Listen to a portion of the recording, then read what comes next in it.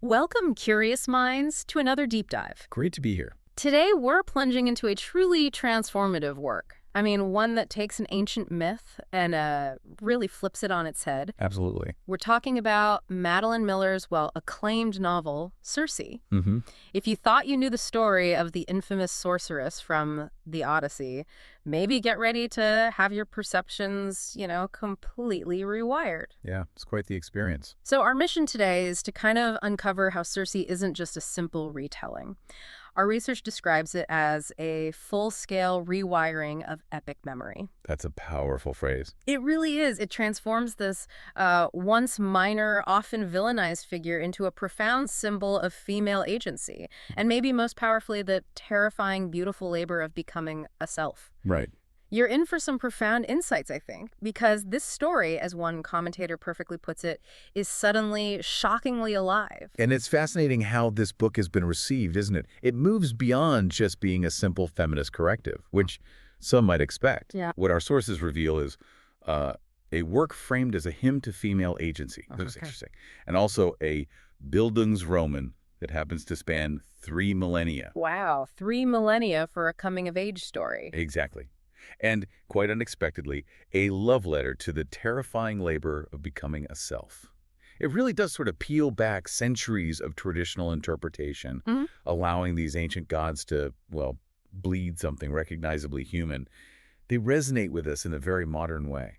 That idea, God's bleeding something human, that immediately brings us to the voice Miller gives Circe. Yes, the voice is key. Diving into our sources, we found Circe narrates in the first person. Now, that choice could easily feel claustrophobic, couldn't it? Right. Within those vast, echoing marble halls of Greek myth. It could, yeah. Very easily. Yet it's described as intimate, restless, ironic. It just pulls you right into her head, her world, makes her incredibly relatable despite, being immortal. Absolutely. It closes that distance. And here's where Miller's genius, I think, truly shines. She crafts Circe's syntax to actually age in real time. Which is incredible. It's not just her experiences that evolve, her very language does. In the opening, you can almost hear the breathy wonder of a child, right? Counting petals on a flower. Mm-hmm. But by the final third of the novel, her voice evolves into this laconic weariness of someone who has buried more lovers than Troy has bones. Such a contrast. An incredible journey woven right into the sentence structure itself. And that line, "I was born with the scream already in my mouth," it just perfectly encapsulates both prophecy and memory. It's like a birthing cry and a battle cry all at once. It's a remarkable achievement, isn't it? This stylistic choice, it creates what some have called temporal vertigo, that sort of dizzying sense of time's immense scale. Right, vertigo is a good word for it. It allows you, the listener, to truly feel the drag of centuries in a single sentence, experiencing time in a way that perhaps only a god might. It's about an immortal throat finding a mortal cadence. It gives us this unique, deeply personal window into the psychological impact of eternity. I'm curious, what's your take on how she achieved that, making that huge timeline feel so palpable just through the voice? Well, it's a testament to her mastery, really. She shows us time not just as like a line going forward, but as something felt internalized. Lived. Exactly. Moving from that powerful voice, let's look at who Circe was before she became the Circe. Before the island, before Odysseus. Right. Our exploration revealed that in her early life, Circe was depicted as the runt of an immortal litter, kind of harsh but descriptive. Someone who was neither beautiful enough to bait mortals nor powerful enough to command worship from her fellow gods. Her father, Helios. Well, he measured affection in lumens, literally how brightly someone shone. Can you imagine? On brightness? I know. While her mother, Circe, apparently hoarded cruelty like it was some kind of rare perfume. Talk about a tough upbringing. Definitely sets the stage for dysfunction. And her first act of rebellion is quite visceral, almost shocking. It's her scissoring the throat of a mortal fisherman who raped her. A very stark moment. Our analysis suggests this act is less about simple vengeance, though, and more like agriculture. She is planting fear in soil that has never known consequence. It's really a foundational moment for her, establishing a new kind of power born from self-preservation. And what stands out there is how the source material reveals this divine dysfunction operating on geological time. Neglect doesn't just pass, it calcifies. Jealousy, it's sort of glaciers across centuries. Wow, glaciers across centuries. Yeah. So when we then see her later transformations turning sailors into swine, it isn't just some, whimsical flourish of magic. Right, not just poof, you're a pig. Exactly. It's described much more pointedly as defensive harvest, tusks instead of tongues, a forest of snouts that can't pronounce entitlement. That reframes it completely. It shows a character actively forging agency, not through brute divine force like her relatives might use, but through protection, self-preservation. It's a direct response to her own past and the casual cruelty she's seen and endured. That's such an insightful way to frame the famous swine transformations. It really does recontextualize everything we thought we knew. And speaking of magic, forget the wand-waving and, sparkly incantations we might picture. Yeah, not that kind of magic at all. What struck me deeply about Circe's magic, according to our readings, is how it's portrayed as something far more grounded, gritty even, what one source calls radical botany. Radical botany, I like that. It's all about root and bark, sap and stone. You can almost smell the herbs and feel the earth under her fingernails. Very tangible. And the sheer labor involved in her magic is truly emphasized. We're talking berries crushed until knuckles purple, mortars ground until wrists click, incantations that are half song, half sob. You feel the physical toll. Absolutely. Each spell is described like a chemistry experiment conducted by someone who discovered the periodic table by tasting it. It's intensely physical, deeply personal, not some effortless divine gift she was just handed. And if we zoom out a bit from that specific description, this portrayal really grounds magic, a very human, very visceral experience, despite her being a goddess. Right. The scene where Circe brews the potion that transforms Scylla into the six-headed monster, it's written with the intensity of a poisoning at a family dinner. Intimate, nauseating, irrevocable. Oof. That's heavy. It powerfully highlights that her power isn't just given or inherited like her father's light. It's wrested from the universe that hoards it for gods. She earned it. Or maybe took it. Exactly, Yeah. which makes her self-made power incredibly compelling and hard-earned, not just an inherent divine trait.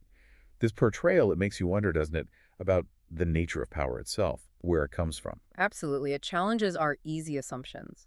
And that challenge extends to the core emotional engine of the novel.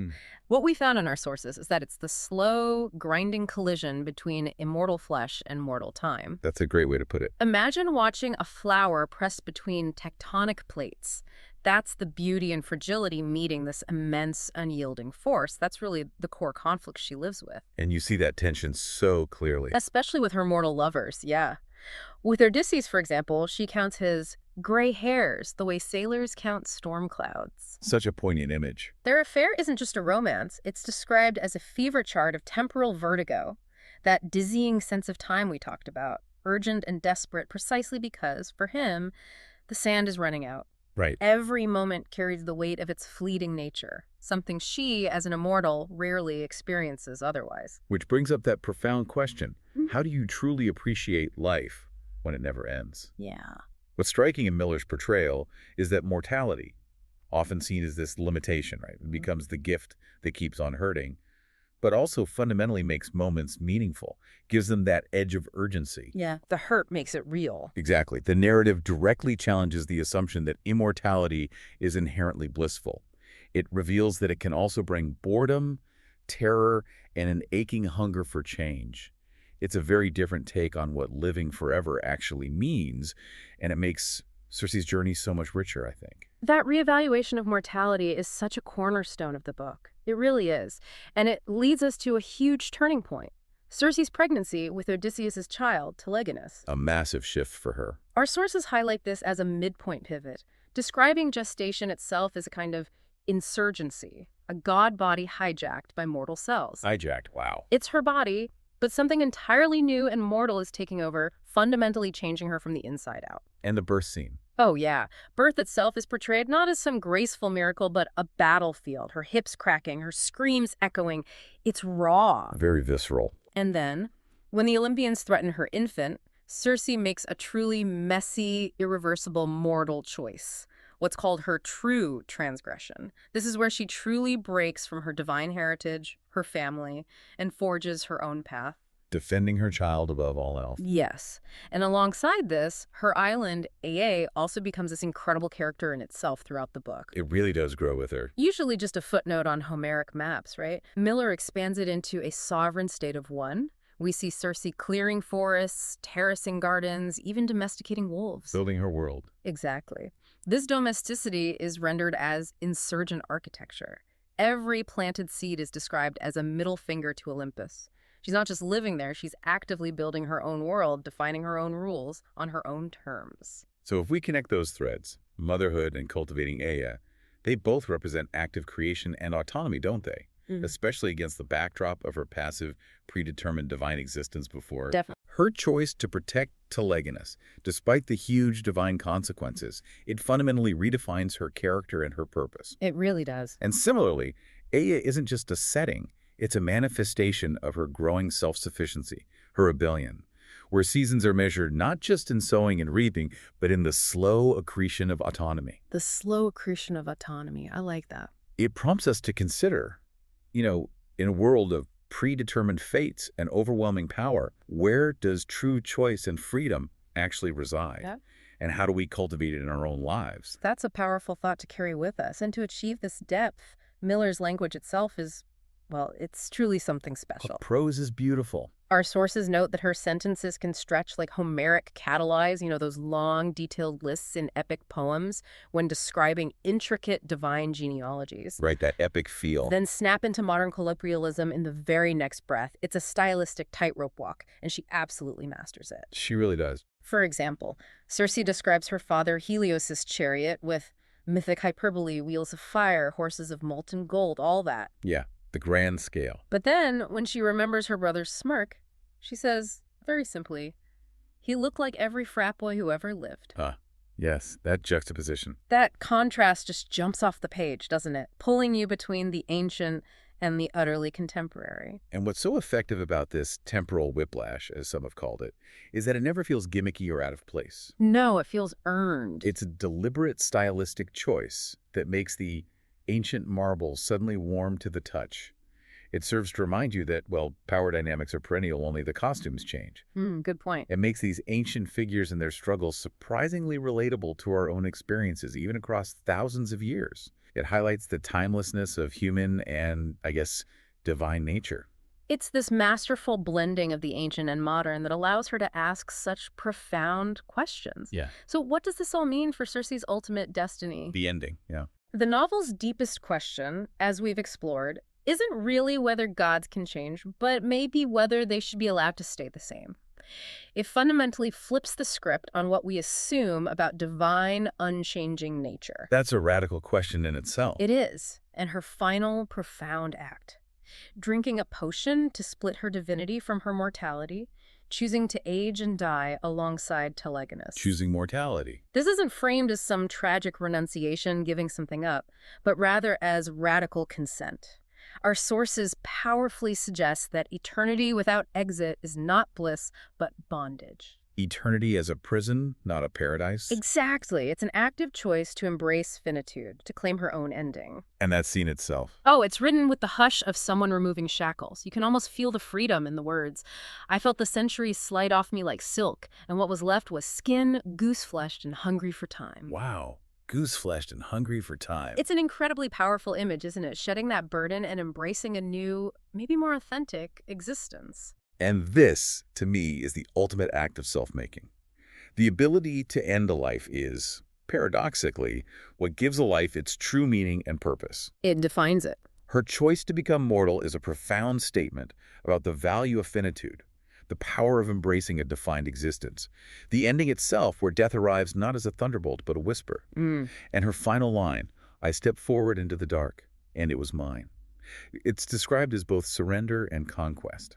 It really compels us to consider, is true freedom found in infinite power? Or is it in the finite ability to choose one's own end and purpose? What resonates most with you in that ultimate choice she makes? I think it's the sheer agency, isn't it? The reclaiming of her narrative that resonates so deeply. Yeah. As we close this deep dive, it's clear Madeline Miller didn't just rewrite the Odyssey. She, as our source so brilliantly puts it, wrote its negative. A shadow story. Exactly. It's the story of a woman who refused to be a footnote and chose the ache of time over the anesthesia of eternity. She truly forged her own path, creating a legacy far beyond what Homer perhaps ever imagined for her. She certainly did. And the book has become a real cultural touchstone, hasn't it? Inspiring everything from tattoos of Pharmacus herbs, those magic herbs she uses. I've seen those. Right, to university syllabi. And it's fundamentally shifted how readers now perceive the word witch in Greek myth. It's a testament to its profound and lasting impact. And the enduring legacy, as illuminated by our sources, is that the most radical magic isn't turning men into swine, after all. No. But turning oneself into a self-flawed, aging, mortal, free. It's an exorcism of myth, reminding us that true power can often lie not in invincibility, but actually in the vulnerabilities we embrace and the courageous choices we make to define our own existence. Beautifully put. And that leaves us with a provocative thought, perhaps. If eternity without exit is truly bondage, what does that say about the profound value of the finite nature of our own lives? What choices are you making today that define your own self, that allow you to step forward into the dark, whatever that means for you, and claim it as yours?